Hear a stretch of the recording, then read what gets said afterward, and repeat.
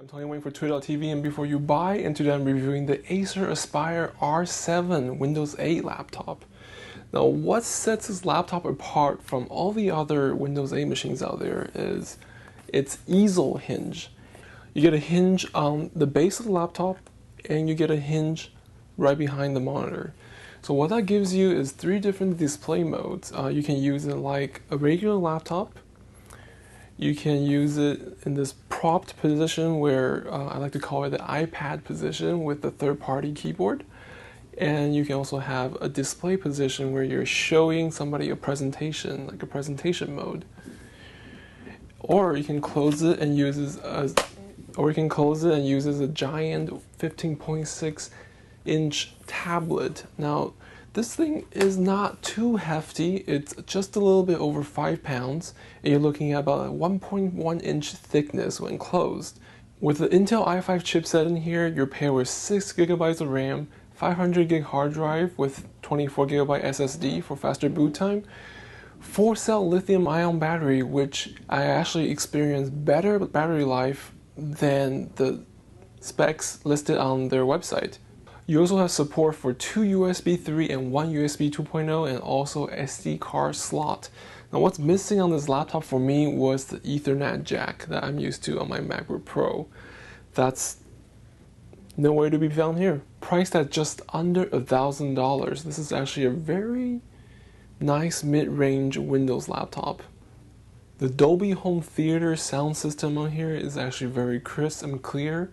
It doesn't get as loud as some of the other laptops out there, but mainly because they're pointing downward, but you do get a very good stereo effect when you're watching movies and video on here that actually support stereo sound. If you are indeed used to using your iPad or any other tablet with an attached keyboard, you would notice that it's actually a pretty intuitive way to use a touchscreen machine, and you're not going to miss the little trackpad that's tucked behind your display. The keyboard on this laptop looks like a Mac keyboard, and it does sort of almost perform as well as a Mac keyboard. The hinge is very sturdy. I've been using this for almost a month and I haven't had any wear issue whatsoever. Now, Acer did find a way to tuck in 2 magnets on each side of the keyboard, and also in the display on the hinge on the back of the hinge. So it does do a very good job keeping everything closed and stay where it's supposed to. Now for the pros and cons of the Acer Aspire R7. The double hinge of the Ezel design is actually pretty awesome. The battery life is also really impressive on here. I've been consistently using this for about 7 hours on a full charge, even though on their website it's only listed for about 4 hours. The only con that I came across using the R7 is Wi-Fi connectivity. Now, I'm not sure if this is a hardware or software issue.